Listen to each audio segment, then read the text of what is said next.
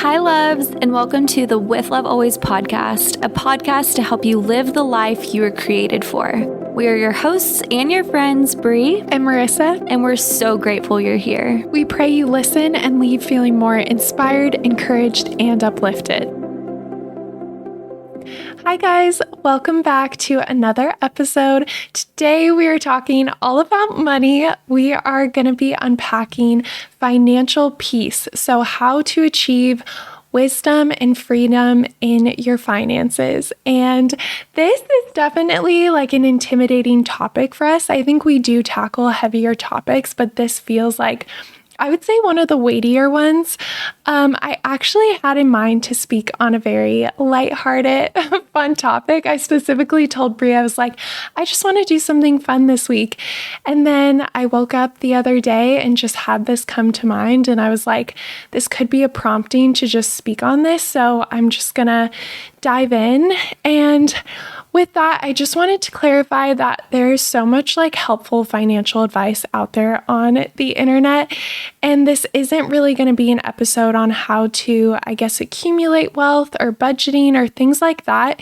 It's really more so focused on your perspective and your relationship with money and finding just freedom in that.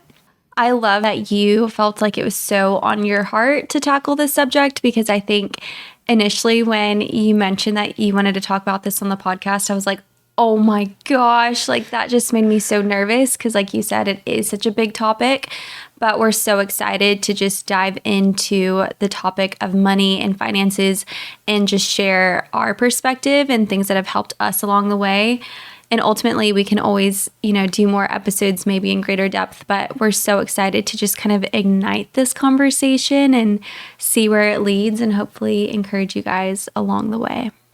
Yeah. And one more thing before we launch in, I do want to recognize, because I know this can be a sensitive topic for a lot of people and there can be trauma that's attached with money. So we're just simply doing what we always do, which is just inviting you guys into a conversation between friends that is imperfect and our, perspective is developing as we share. So we're just kind of speaking on where we're currently at, and we just pray that this adds value, but it also is kind of an evolving perspective and something that we're going to continue to grow in.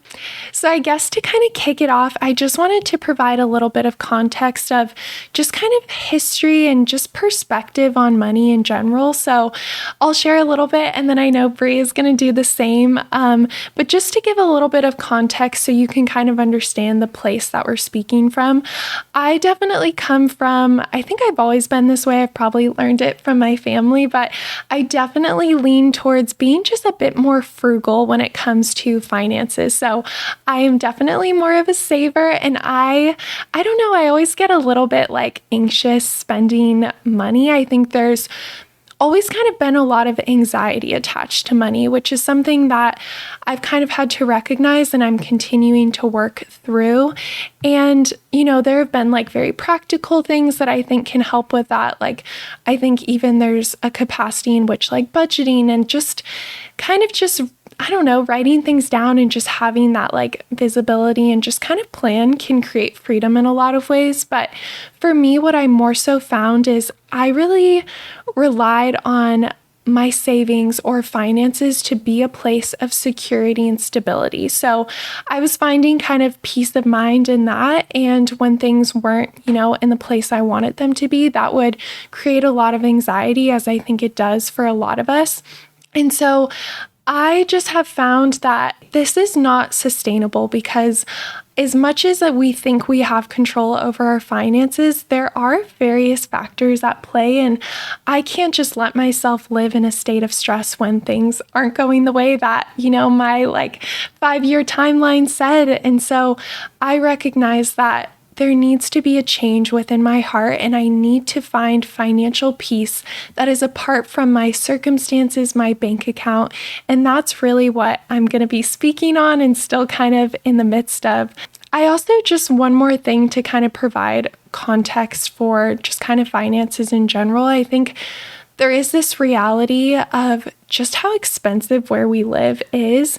And so I think it makes it such a hot topic and such a source of just either stress or motivation for a lot of people that live in Los Angeles or a big city, or, just things are getting more and more expensive. So I think there is this stress level that increases that I'm hoping we can kind of just eliminate as we kind of continue to dive into this. But that's a little bit of like my upbringing and my perspectives that I've struggled with. And so, Brie, I would love for you to kind of just share as well.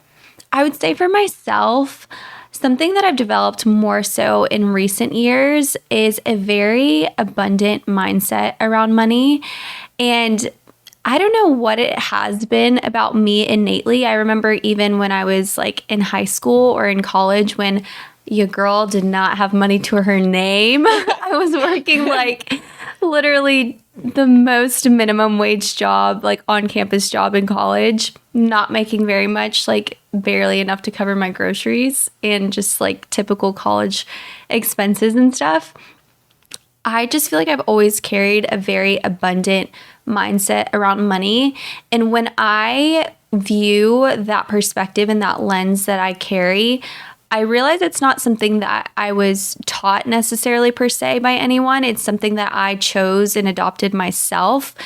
And I want to disclose that abundance mindset around money is not the result of a certain set amount in my bank account. It's not the result of some sort of security financially that I have of, oh, if I have X amount, I will feel secure and feel in control. It truly is just a mindset that I've had when I both had little, and I've had when I had my first big girl job, and I've had now. And I think it's more so this trust that, yes, financial wisdom, which I want to also encourage and we'll dive into deeper, is so necessary. But even in the presence of wisdom, I carry that abundance, not because money is my security, but because I just truly believe that there will always be an availability, even in moments when I don't feel like my bank account is reflecting that, or maybe I'm not making as much as I would desire to have. It's more so just the framework of the belief that I do not need to allow whatever money is sitting in my bank account to cause me stress, strain, or to also provide me with advantage. And I think money naturally does provide advantage, especially in a city like LA, and especially anywhere in the world. Like, money does equate to greater opportunities oftentimes. But when I speak on abundance, it is so separate and so independent of how much or how little that you have. So I would say that is my framework around money and my perspective around money. And I would say I am very wise with my money. I definitely implement so many different routines in my life in which I save money, but I would have to say I can be the opposite of frugal, in the sense that I don't often always think about when I'm spending money. I really am someone who likes to pursue experiences with my money. And I think that just leans into the abundance that I desire to create over my finances.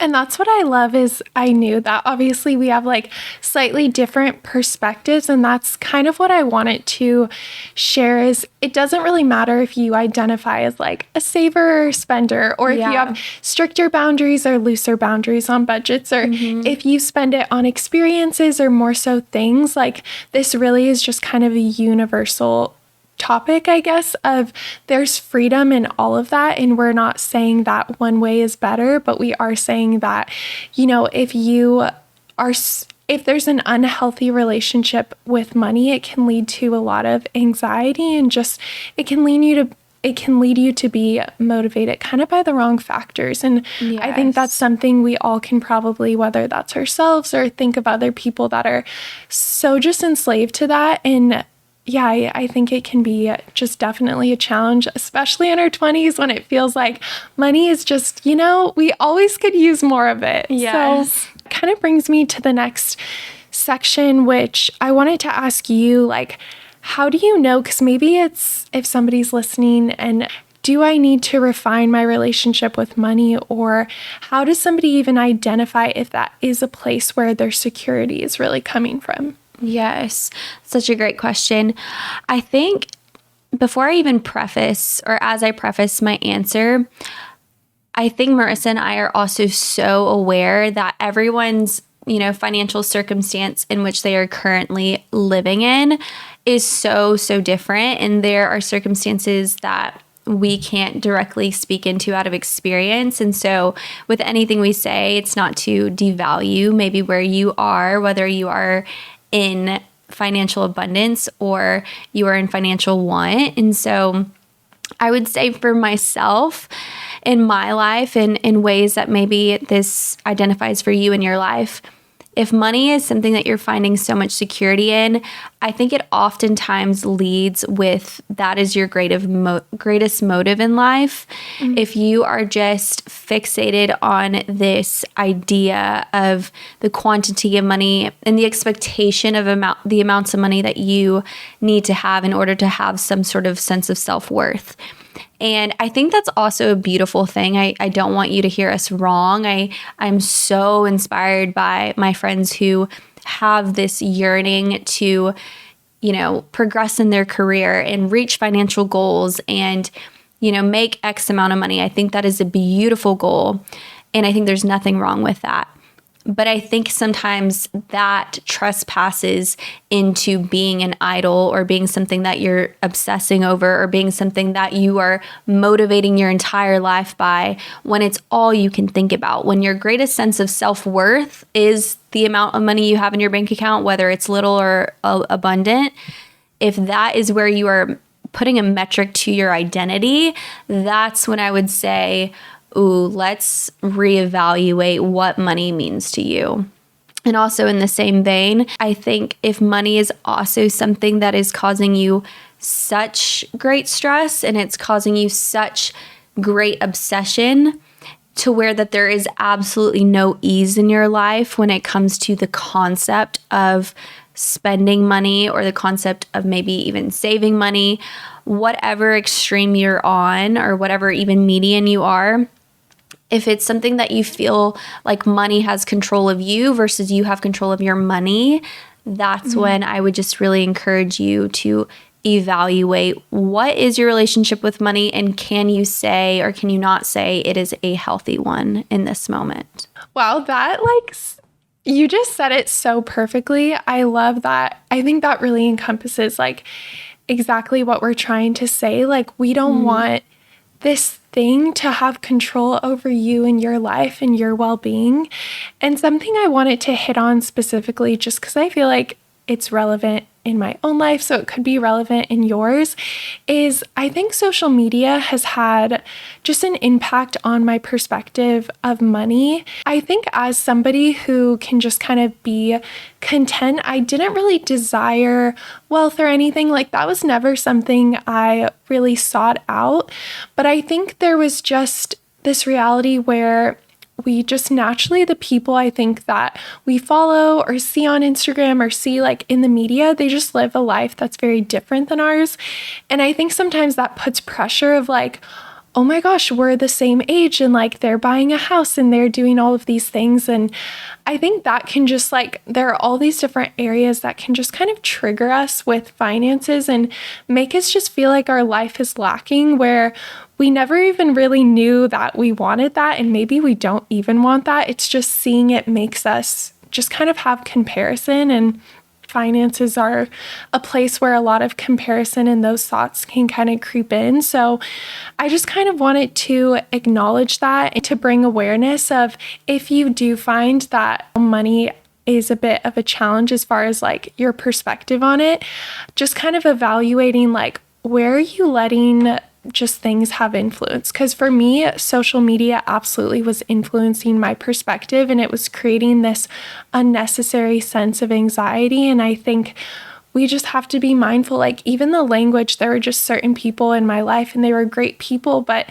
the way they talked about money, it was healthy for them, but it wasn't healthy for me. And I just recognize that. And there was so much freedom in just saying that and understanding and being like, okay, for me, this is something where I need to tread a little bit lighter in this area, or I need to guard my heart in some capacities with this, because it just can be challenging and people can be in different places in their life with that. And so just kind of wanted to touch on that too. Yeah. I don't know, just bring awareness to maybe things we don't think about. But that kind of brings me to the next section, which is talking about finding freedom. And again, these are just things that I've tried doing just to experience more freedom in my own life when it comes to finances.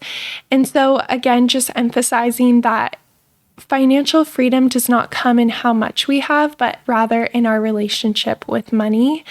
I think number one, where is your source of security? Because if it is in money, or even it could be in these other areas, ultimately those things can be fleeting. And I think that's when it gets risky. When your security is in something that can come and go, that's just not really sustainable. And so I think that's something for my own life, I've really had to build it on things that are more permanent and that actually have a foundation that can handle, these good and bad seasons of life or these changes in my life. Yeah, that's such a good point. And I think even coming back to the point that you made about social media, I think we live in a world and in a culture and in a time, and for Marissa and I both in a city, that we are constantly seeing what wealth looks like. We're constantly seeing what a life lavishly lived looks like. We're constantly seeing what the most extravagant of things looks like. And naturally, social media really just breeds so much opportunity to compare your wealth, your finances, your relationship with money in the perspective and through the lens of someone else. But I just had this thought that I think for myself, something that has really induced and brought a lot of freedom in my life when it comes to my relationship with money is removing the comparison factor. My relationship with money and my financial stability is not in dependency of what someone else does or doesn't have. When I can remove the comparison of what someone else at my age does or doesn't have, or the lifestyle that they can afford, but maybe I can't, when my financial wealth and my relationship with money and myself is completely just my own, that really brings me so much freedom, because it doesn't give me opportunity or room to look at what someone else has and compare myself to make myself feel lesser than or make myself feel above than, when my relationship with money is truly just me focusing on myself and taking the measures for my own finances, whether it's budgeting or saving or being wise in the ways that I need to be wise, but maybe ways that someone else doesn't need to be, or maybe someone needs to be more. That is what produces the most freedom in my life. My finances are my own, and my success in my finances or my struggle in my finances are my own. And that does not need to be dependent on how anyone else is doing in this area. And I think the more that we can really look at our finances so independently of what the world around us is doing or what your friends around you are doing, especially people who are more prosperous than you, because that can just lead to so much defeat. That can also lead to that strain. That can also lead to that ill motive of just feeling so motivated by money just to fit into these rooms or fit into Instagram or whatever you're seeing online. The more that we can just surrender that and relinquish that control of you need to measure up to those around you, the more freedom that you are actually bringing upon yourself. Focus on you. And like I said, taking the measures that equip you to be the most wise in your finances, whether that is saving a certain amount of your paycheck or budgeting every month and making sure you know where every dollar is going, or maybe that those are measures that you don't need to do as much because you are in a different financial position, or maybe you need to do more, whatever that looks like for you, fixating your eyes on what that looks like for you and not what that looks like for anyone else. At least speaking on behalf of myself, that brings me so much freedom, and that surrenders my control, my grip, and my worry and concern around money when I'm just comparing to nobody but myself. Yeah, I love that you said that because I think finances are so personal. What's the best for you might not be the best for somebody else, and vice versa. So I think only you can know what you need in that area. And that kind of brings me to the second part of, obviously, I think number one, it's recognizing that it's not a certain dollar amount that's going to make you feel financially free. But the caveat to that is also there is a level of just financial wisdom. And I think just wisdom in general and discernment. And that's realizing that, okay, I've started to unpack like where my security is coming from and what my motivators are. And maybe I'm removing this like obsession and fixation or these trigger points with money. And then I think once you get to that healthy place, you can take a look and actually realize, am I stewarding my money well? And I think it's having intention, but not dependence on that plan. Like you're being intentional and you're being wise that, okay, I am saving for my future and there's intention in that, but I'm not dependent on that money. And I don't need that in order to feel peace and security with who I am and my life and my purpose and identity and everything else we were kind of touching on. And so I think a big part of that story, and I know for both of us and for me personally, finding that freedom was surrendering. Like you said, I love that you mentioned that. And for me, it was surrendering it to God, like trusting that everything I had or hadn't received was of God. And I needed Him in order to get my heart in the right place and also to understand that He is my provider. And that's what truly gave me financial freedom, but also just financial peace. So I wanted to just, I don't know if you have a specific story that comes to mind or how you've kind of like been able to do that and find financial peace. Yes. Oh my gosh. I think about just the season that I'm walking through right now. And I feel like something that I also want to preface as I jump into this story is I know for Marissa and I, like God is such a big, important part of our life. And I think specifically when we speak on finances, something that really comes to mind through this conversation is I know for myself, I carry so much hope in my finances because I know at the end of the day, I really believe that God entrusted me with the finances I have. And though there is a level of work in earning and stewardship that I've done in my own power, in order to receive what I have received and in order to have the job that I have and to do the disciplines I do and perform in order to make the revenue that I do as an independent person, at the same time, I also feel so surrendered to my finances and so not burdened by it and not concerned by it because I know at the end of the day, God entrusted me with them. And I don't believe that my finances are completely my own. And segueing into my story, so something I've been sharing and touching on a little bit is I'm currently going through a move right now. And most of you guys know that I moved to LA not that long ago, and I'm actually in the middle of breaking my lease to my apartment. And it's such a beautiful decision that is just working out for the benefit of all of my roommates' good. But even through the beauty that I know is to come for all of us individually, it is still a financial strain that I am going through very unexpectedly at this point in my life. I am desiring to live alone, which also is going to and is bringing a increased financial need for me, knowing that I'm going to be paying more in rent than what I was paying at my previous place, shared amongst 3 roommates. And so I think right now I've been going through a lot of financial contemplation and financial strain, kind of being faced with the reality of what it looks like of paying rent for a place I'm not living and also paying a termination fee for breaking our lease. And in the face of that, I mean, Marissa knows I have had moments where I feel pretty overwhelmed and like, how am I going to do this? Like, what's going on? Where is this money going to come from?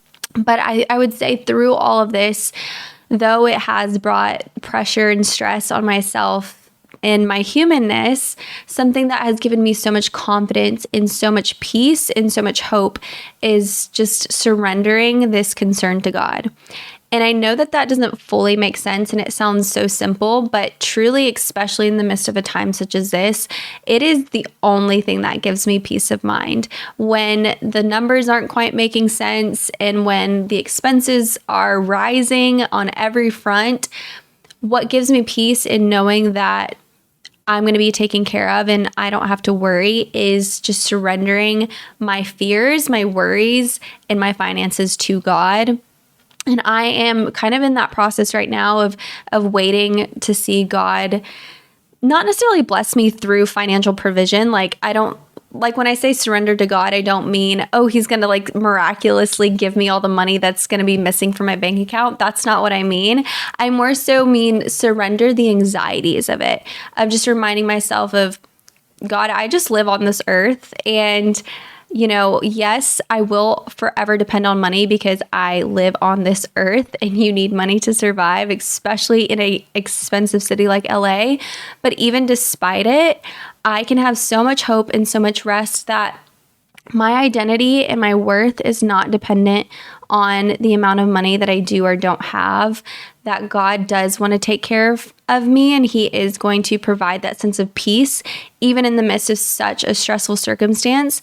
And I know for myself, I feel so anchored by the hope that even though X amount of dollars are about to leave my bank account, and like I said, I've stewarded myself well to be able to be prepared for a moment such as this, I don't need to stress or worry that I'm losing a certain amount of money because I also get to trust and believe and have faith that God is going to bring opportunity for that to be restored, whether it's me working really hard to continue saving or continue budgeting or cut expenses where it needs to be.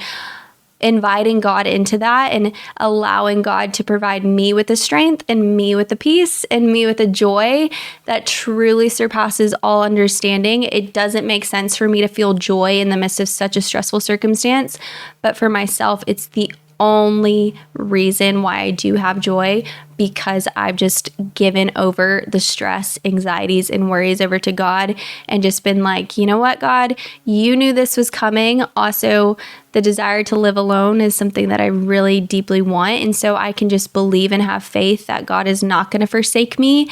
Even though right now I'm facing that strain, I know that there is going to be beauty on the other side of the strain. So that just is like everything to me, especially in this season of my life. But I would love to hear the same for you, Marissa, just a time that you invited God into your own finances. I don't know why, if anybody else can relate to this, but I grew up in a Christian household. So I feel like a lot of these concepts of like inviting God into my life and like him being a provider were pretty like digestible.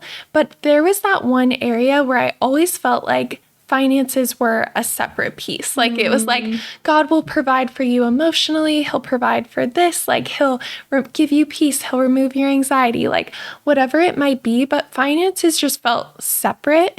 And I don't know why that is. And I want to be really like careful of the language I use because I think it's easy to be so focused on what that provision looks like. But I think what I found is, yes, there have been like, I mean, even like somewhat recent of like a year or two ago, like my husband and I did find ourselves like in a very challenging place financially.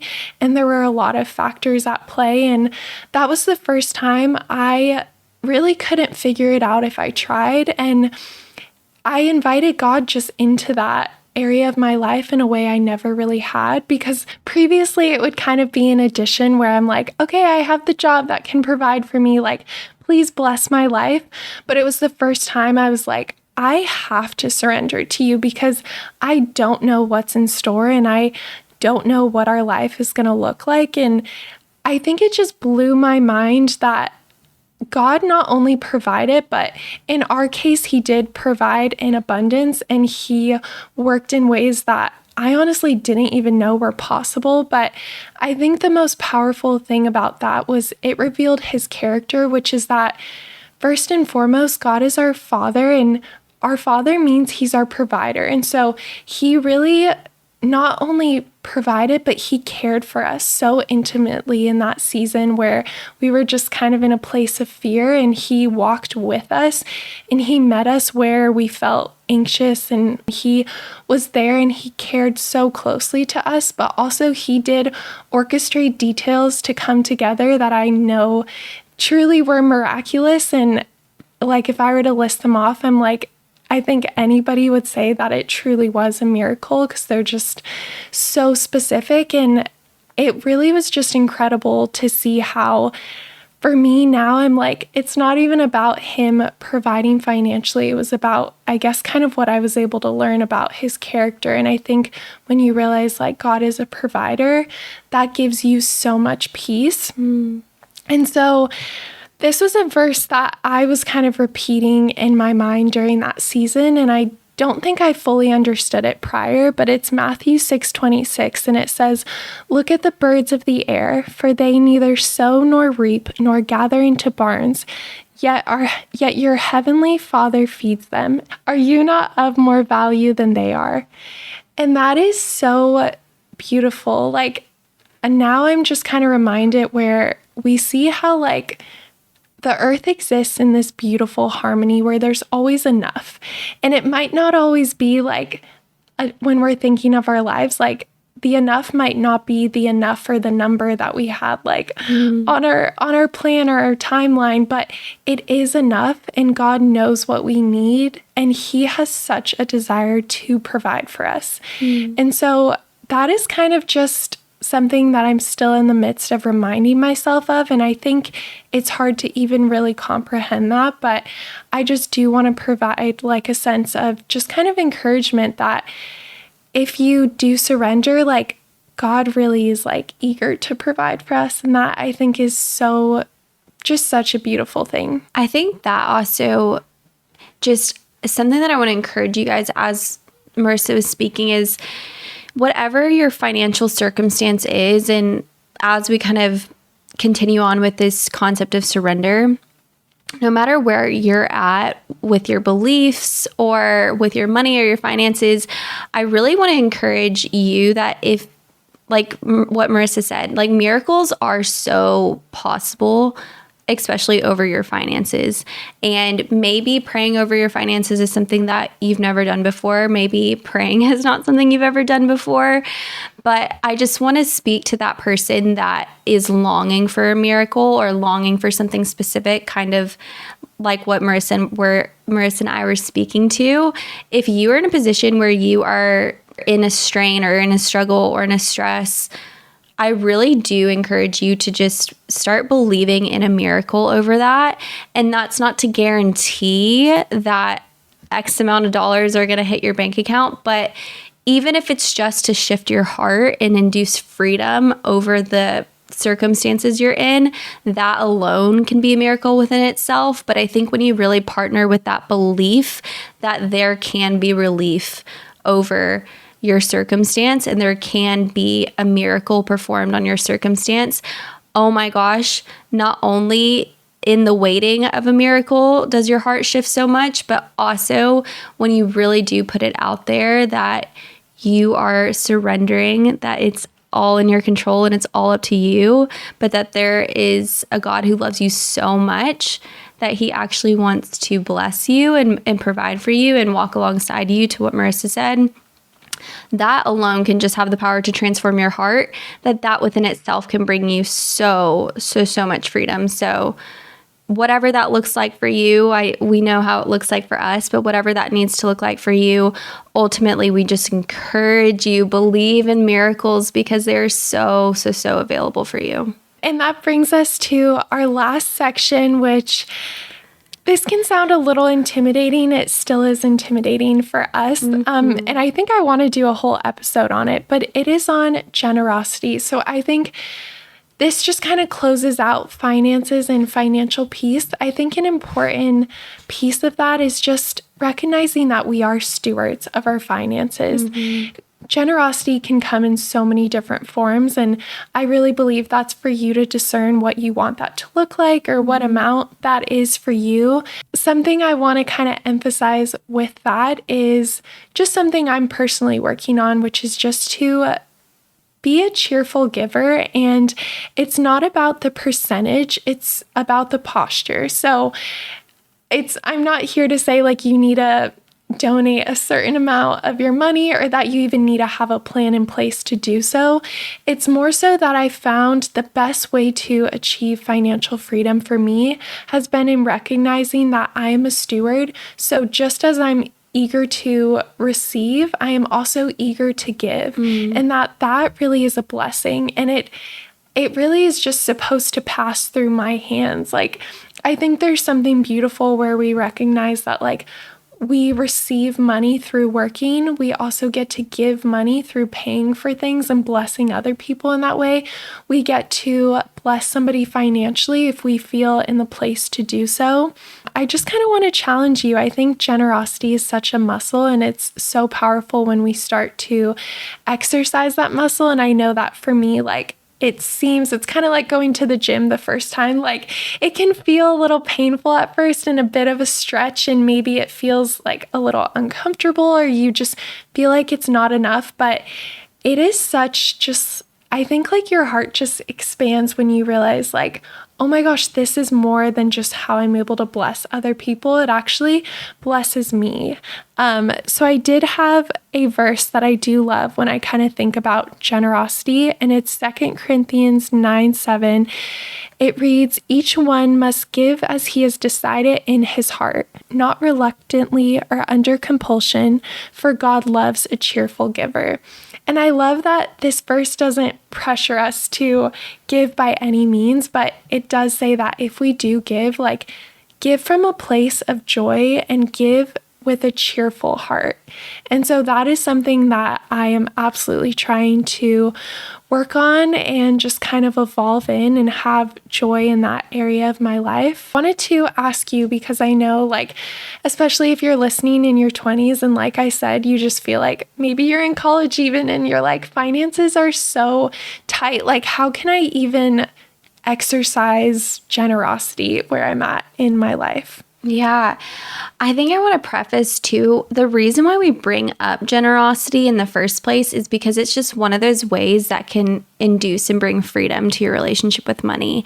I think the concept of generosity can seem so foreign for many of us, and I know it's something that I'm not necessarily so perfect in, but I know for myself, in growing in my personal relationship with money and shifting to a more abundance and freedom over my relationship and money, it has required me to also surrender to the idea that my money is just all for me. And I think it's a beautiful thing. Like, don't hear us for what we're not saying.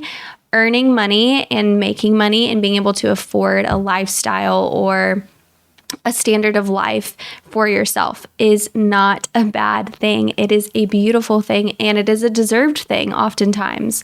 But even in the process, whether you have little or whether you have much, when you can recognize that there's opportunity for your money not to be all harbored up just for yourself, but there's an opportunity to, in the process, whether you are struggling or you are building wealth, to also bless others, it just relinquishes that control and relinquishes that idol and relinquishes that security that money is your greatest motive and your greatest source of identity and your greatest security blanket.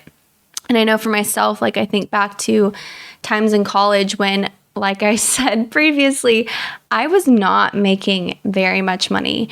And by paper, I couldn't afford to bless other people, but by a heart that was willing, at the time, what I could do is maybe, out of the overflow of a love for a friend, I could buy their lunch that day, or I could buy their coffee that day.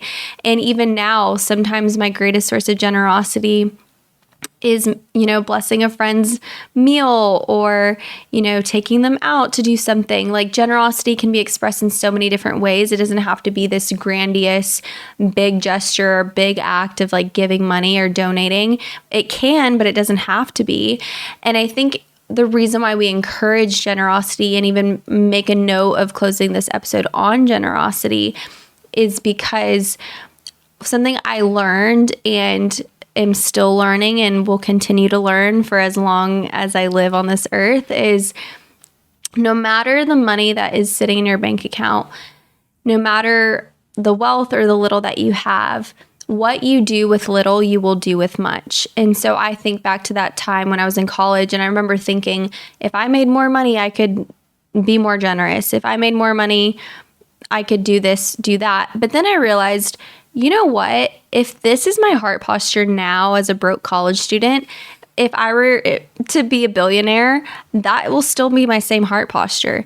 And I think that's once again why we reinforce the idea and the concept of generosity, because ultimately in this conversation, we care so much about your character. We care about your character around money. We care about your relationship with money.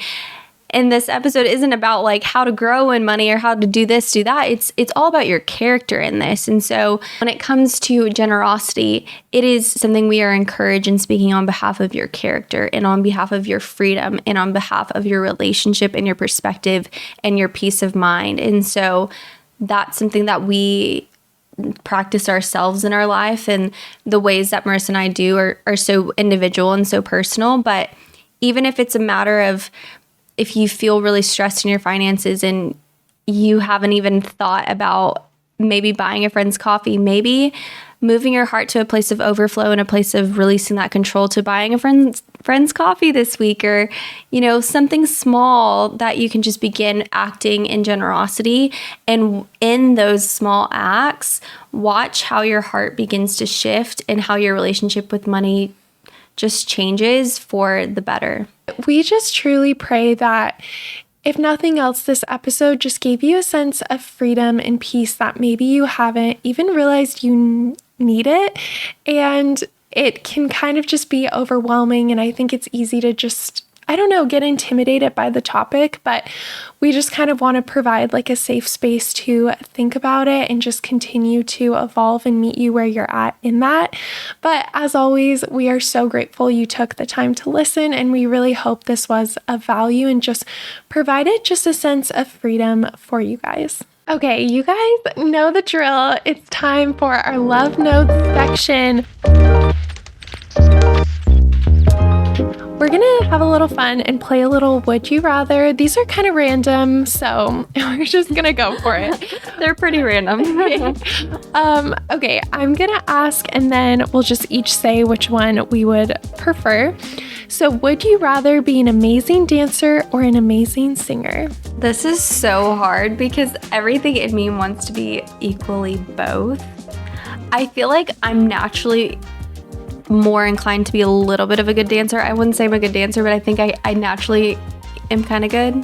So probably singer, because I am not a good singer and I love to sing and I love music. So singer. I definitely agree with that. Yeah, I think it's almost easier to improve with dancing, where I feel like with singing, I'm like, okay, we're gonna need a little. We're gonna need some work. I don't think I could get help. Like, I think it's just you're born with it or you're not. Whereas dancing, like I think you could get better. So I will absolutely take a beautiful voice. Would you rather only be able to eat meals out or only be able to cook at home? This is so hard because right after this, we're going to Erewhon. And I do love eating out. But I would say I would rather only cook at home. Really? Oh, that's sweet. I know. That's so hard. I think, yeah, home.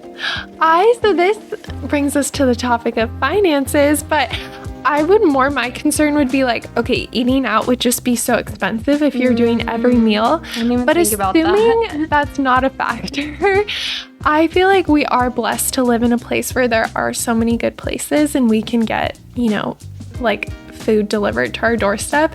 So absolutely, I don't love cooking, so I'd be so down to just only eat meals out. I love it. I always feel like our answers are like the opposite of what I would expect us to say. I think I love eating out, but I know I feel so good when I'm cooking at home. Like, it makes me so happy. Yeah.